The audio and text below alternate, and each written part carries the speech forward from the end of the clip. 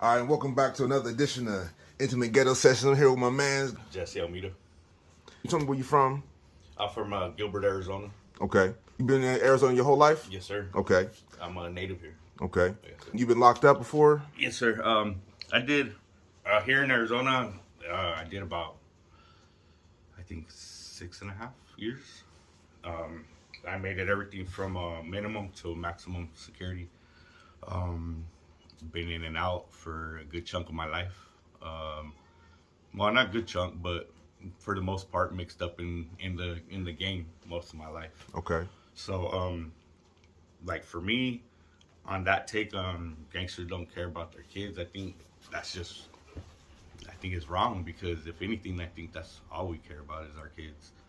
We do what we have to do to support our kids, our families, our loved ones. It's not the fact that we want to go out on the streets or be out on the streets. I just think it's all we know. Okay. You know, I mean, at one point, you're a 4-time felon, 5-time felon, and all you know is easy money. All you've ever known is easy money your whole life, especially depending on how you grew up. You know, if you grew up in a dope house, or you grew up with parents that were on drugs, or a significant other, or whatever the case may have been, you know. Tell me about how you grew up a little bit.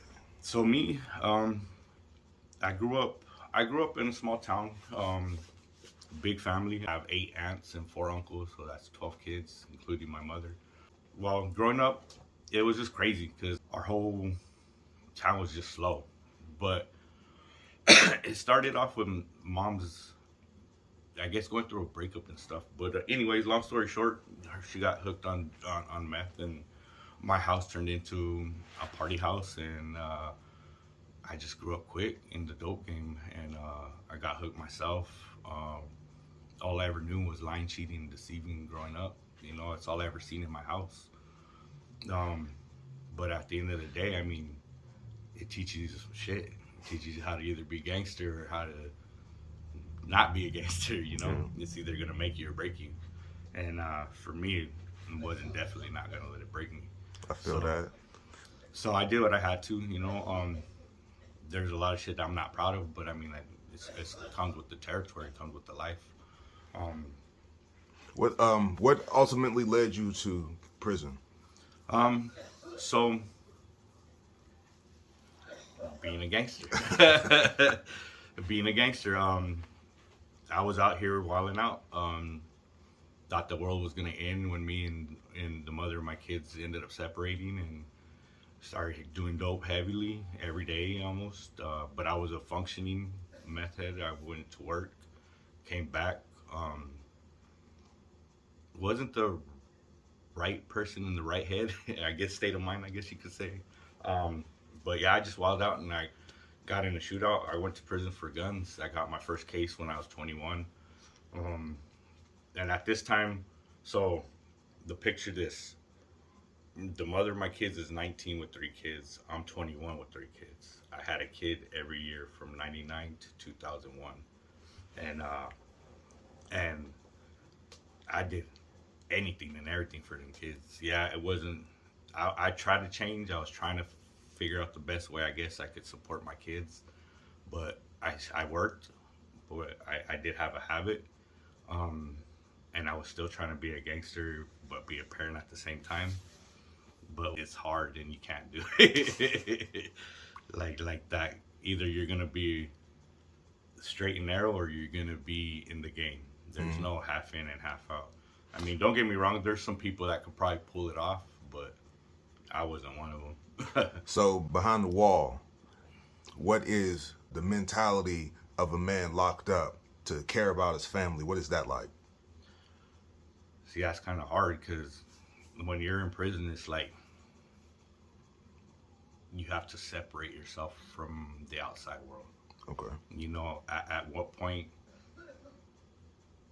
you can't carry something with you in there that somebody's gonna learn that can harm you, or that can break your spirit, or that, you know, it's basically, when you're in prison, it's time. It's straight time. It's hurry up and wait, basically. Like for me, the longest stretch I did was 5 years. So I had 5 birthdays, 5 Christmases, 5 Thanksgivings, 5 everything. 5 kids' birthdays, 5 everything. So for me, what led up to that point was I just got out of character. I got out of character and I started thinking more about the mother of my kids and myself instead of thinking about the kids. Okay. So that's what got me behind the walls. And being behind the walls, it's a lonely place. It's a lonely, scary place. But I mean, only the strongest survive. I mean, and I'm still here. But for me, it's crazy because for everything that I've been through, I never thought I'd be at where I'm at now. And where are you now? I'm not a gangster no more. But don't get me twisted. It's still there. But some things never leave you, man. yes, I feel sir. that. Yes, sir. I'm 13 years out. Haven't went back once. I wanted to come home to teach my kids, to my 2 boys, that you can mess up. You can mess up, and you can always pick yourself up and try to dust yourself off and make it better.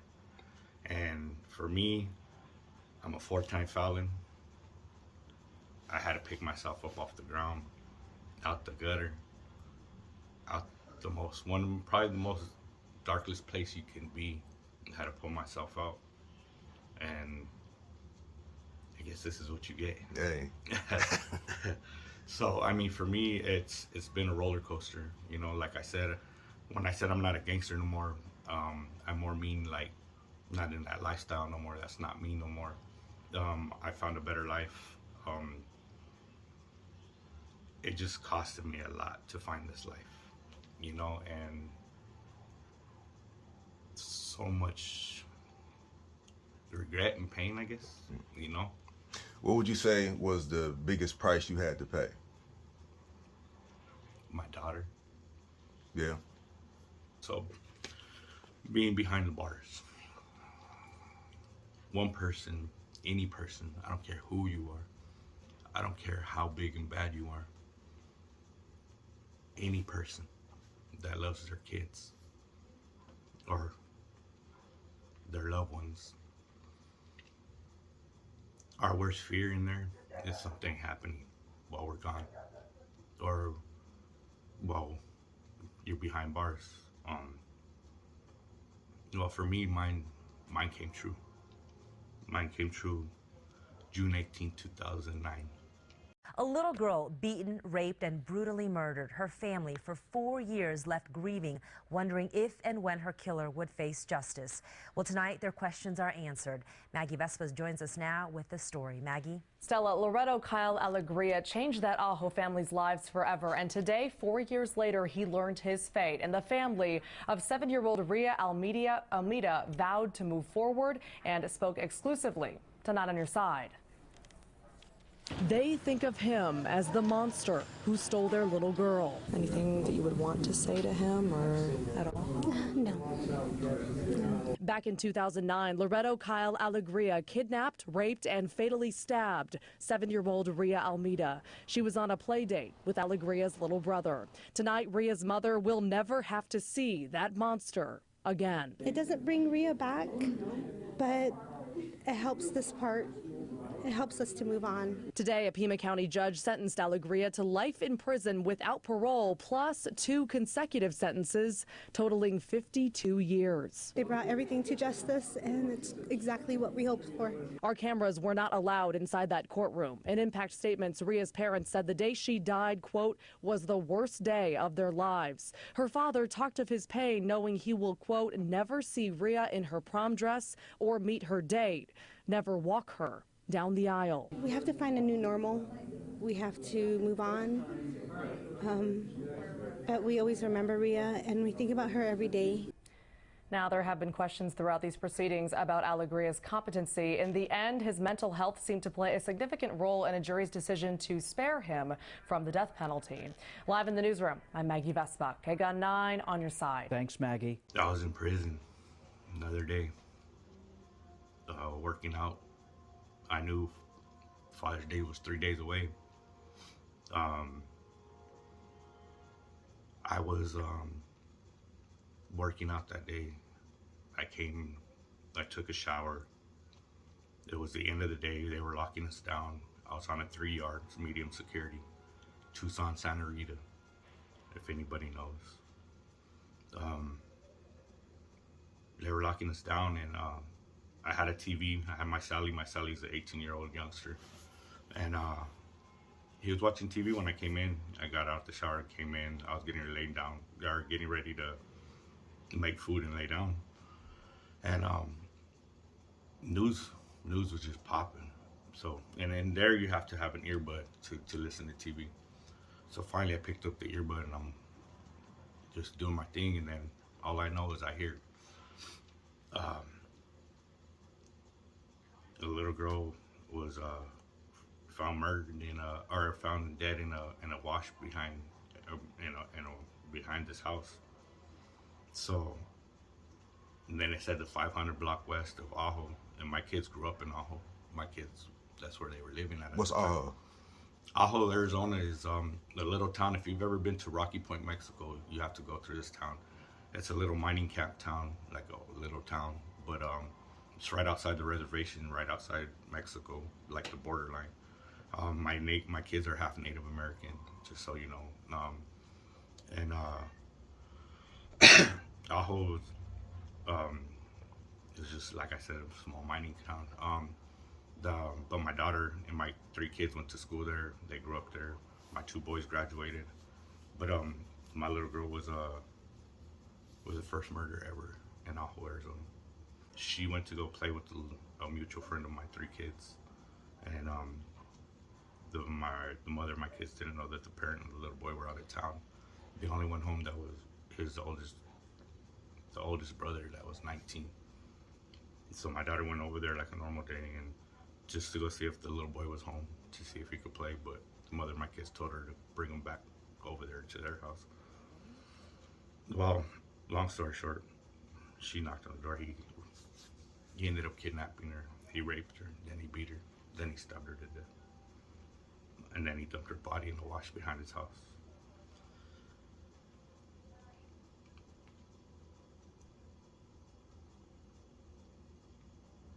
Sorry.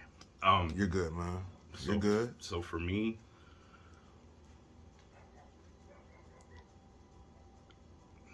my worst fear came true, and being behind bars is such a lonely place. Strangers, dudes that are, you find some solid dudes there, don't get me wrong, some real solid dudes, but everybody's strangers. It's not family. I mean, that's the family you make, but at the time, they're strangers. They don't know your personal life like that, you know? But to be on TV, to see it, I mean, if you're a father, you know, any father will feel that. Oh, for sure. But a father that cares, I guess you could say, you know? But yeah, just, I was 7 months to the gate, coming home, 7 months. But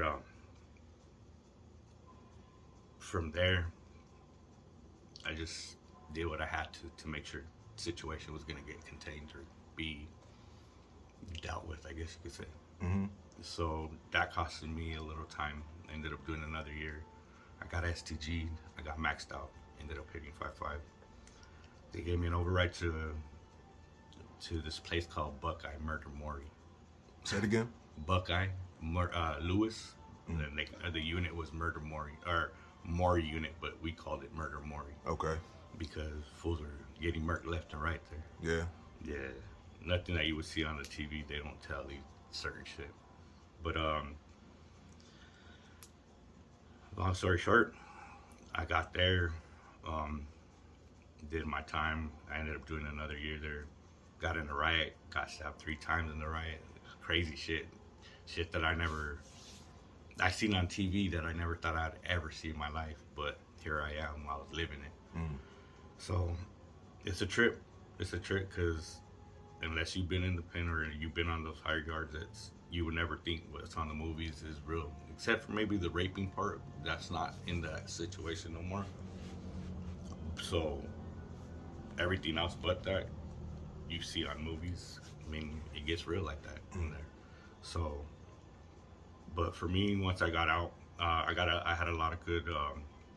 I had one good OG that came to me, and 2 weeks before my incident happened, he had a wife that went in for surgery, and only person that he had while he was in there, and you could tell this man has done time. He had an old number, straight OG, but talk to you. He was one of them ones that would talk to you, try to set you straight or tell you, come on man, what you thinking? Or so we were kind of close. We talked a lot, and then I knew he was gonna go just to get to talk to his lady. So all I know is he came back to the yard one time, or that day, and he just held his head high, walked through the yard. I was like, what's up, OG? Like, you good? Didn't say shit to me, like, just kind of nodded his head and kept walking. So I followed suit. I want to see what's good. And then got to his room, and that man never seen like an OG like that break. But he broke down and started crying, and he told me what happened. His wife didn't make it, so he died on the table. So I went to my house, went to my room, got some food, little like a kit for him. Like, you know, whenever something like that happens, they put a kit together and they'll bring it to you, you know. Have a little food, coffee, make sure you're good. And so I did that for him, and then not even 2 weeks later, he repaid the favor, came to me. But I think at the time and moment when he came to me is when I needed the most. It was because everybody was coming to me left and right while I was in there. Here, take this, or here, this is free, bro. This just handle, you know. Everything you can think of came at me left and right. And I was just like, all I can think of is, nah, I gotta be sober through this. I put myself here. I got you. You know what I'm saying? Yeah. So I gotta be sober. I gotta feel all this. I have to. You know, I have to. For so long did I numb myself while I was on the streets because I was hurting or because I was running from a situation. That was my easy outlet, you know? So this time I was like, no, I gotta feel this. So I felt it 100% sober. At this time and moment when this OG came to me, I think is when I needed the most, because he told me, he's like, hey Z, he's like, you can, let me talk to you. He's like, let me talk to you for real though. And I was like, all right. So he's like, you can go, he's like, in your situation right now, he goes, you can go left and be the most ugliest, scariest motherfucker out here. He goes, and I see it in you. He's especially for the love you know. So, or he goes, you can go right and be a righteous man and teach your boys and everything else something different, you know. So I took his advice. So I guess a year later, I ended up coming home. Okay. And I was able to see my boys, and I was able to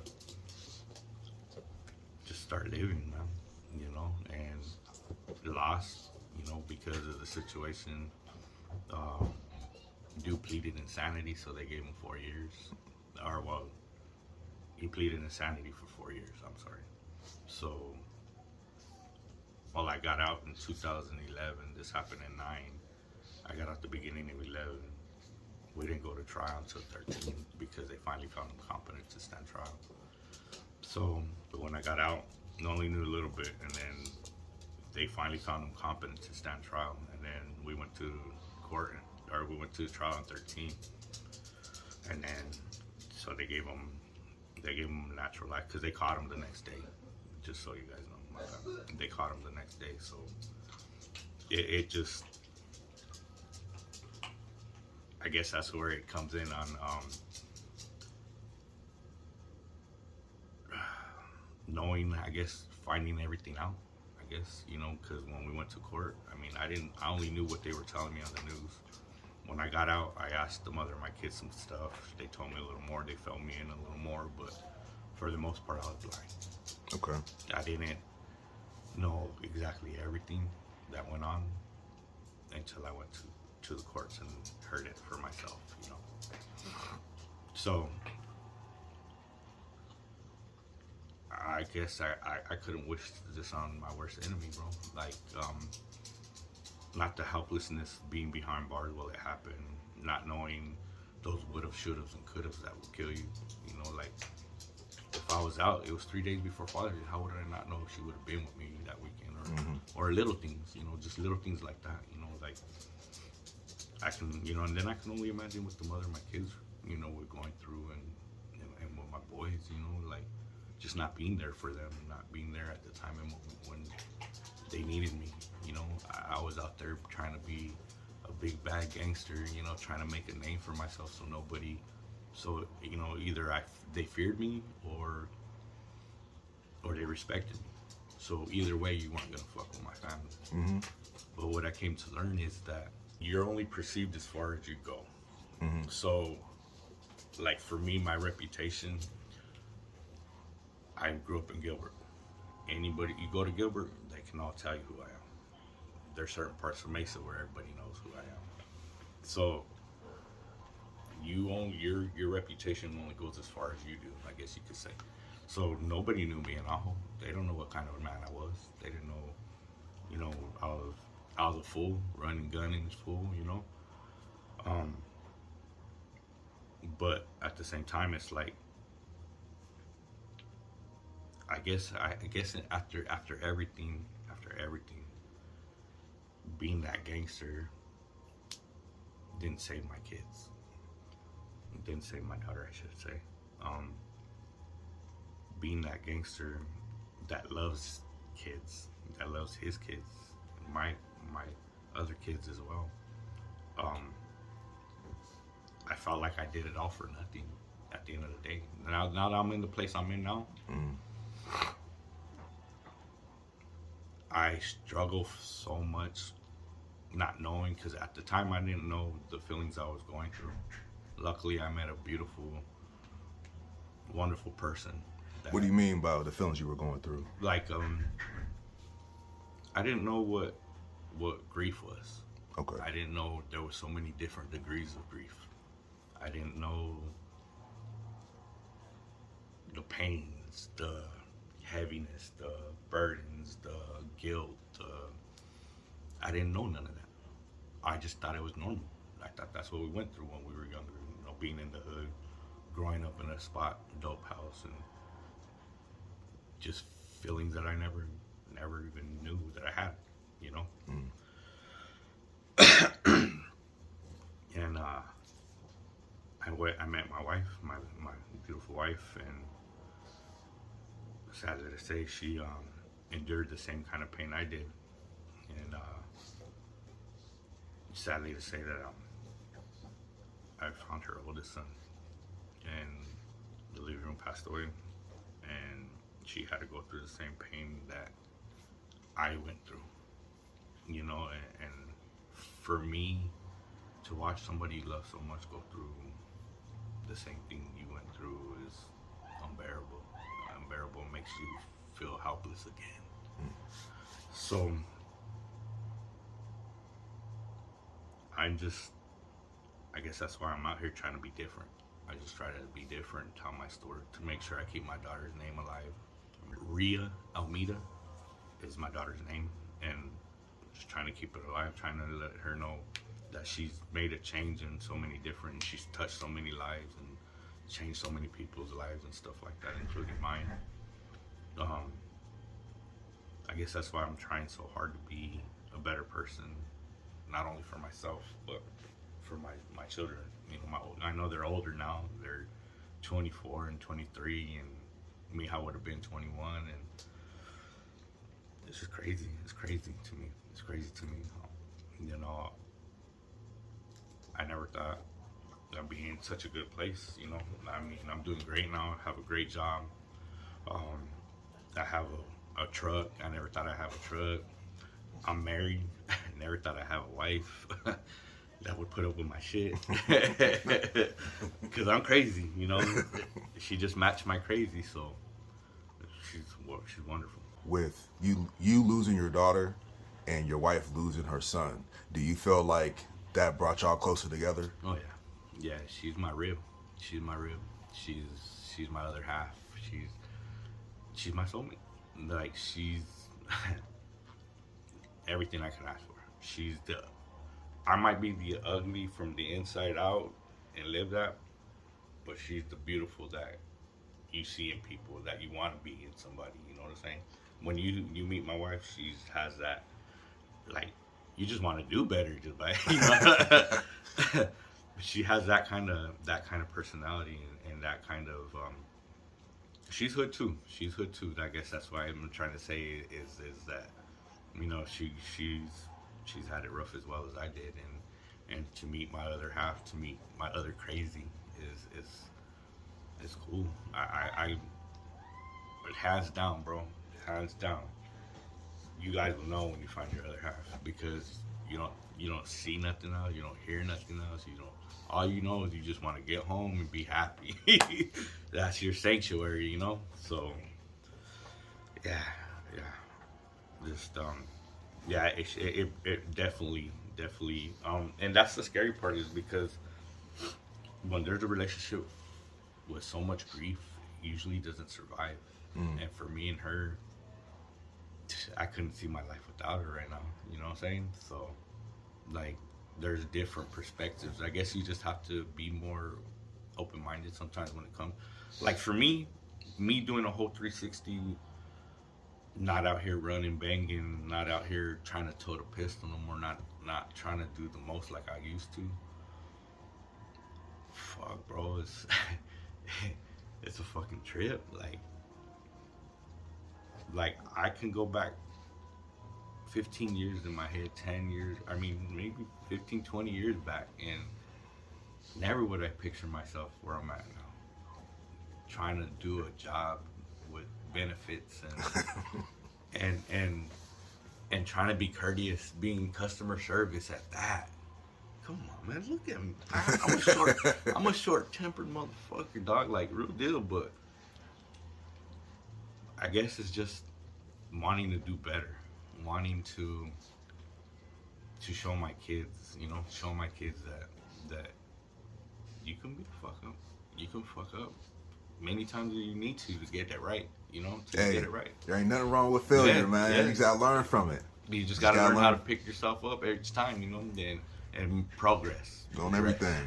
You know, don't let it hold you back, you know, and you know, it takes a minute, because it took me a minute to find myself, you know, and, you know, my wife kind of helped me along with that, and I guess I'm okay where I'm at, you know. I feel in a good place. That's what's up. Feel in a good place with that. So here, I don't wanna end this on anything negative, right? Cool. So give me a few stories, man, organic, of like your best family times. Oh, shit. So, the wedding was the first one. Let me tell you like that.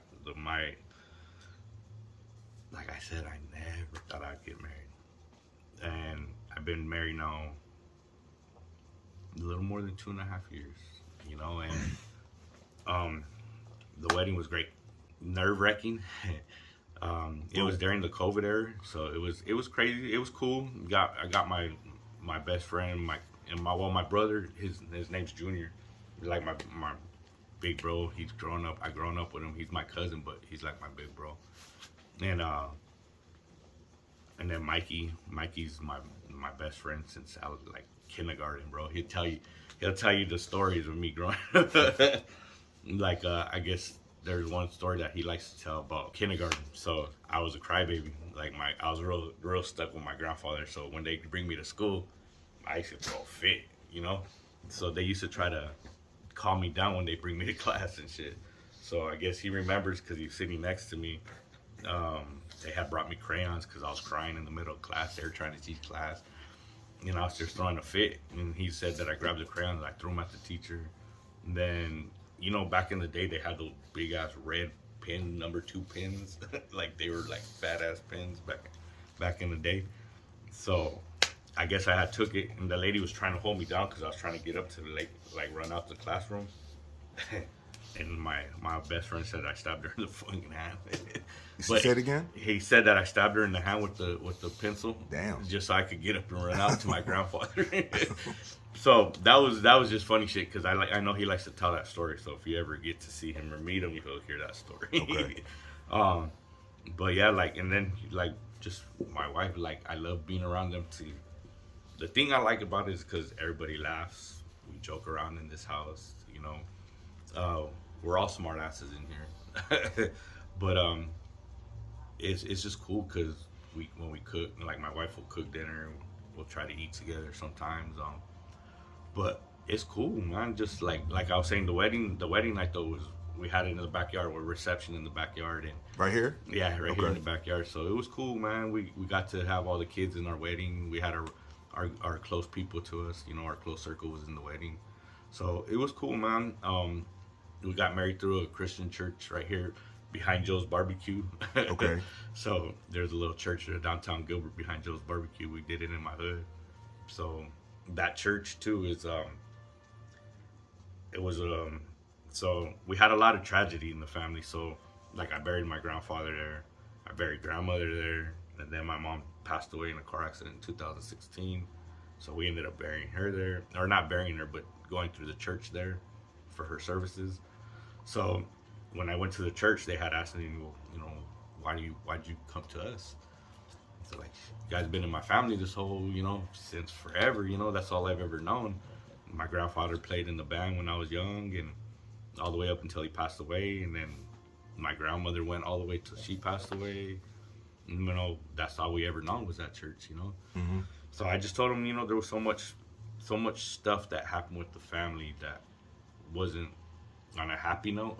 So I asked him if I just could have something good from the church, you know, just to at least try to, you know, marry us. So we did they agreed. They liked the answer, so they gave us some classes. We did some classes with them, and they ended up marrying us, man. That's what's up, man. Yeah, and then the reception afterwards was here at the house, so we just had everything, man. Cleaned up the whole backyard, put some plywood down, so because with the damn dogs be digging holes and shit, so we didn't want nobody breaking their ankles. So yeah, we did all that, and it turned out great. And me being a convict, I'd never left Arizona, you know, never in my life. So all I've ever known was Arizona, and not even the whole state of Arizona, just certain areas of Arizona.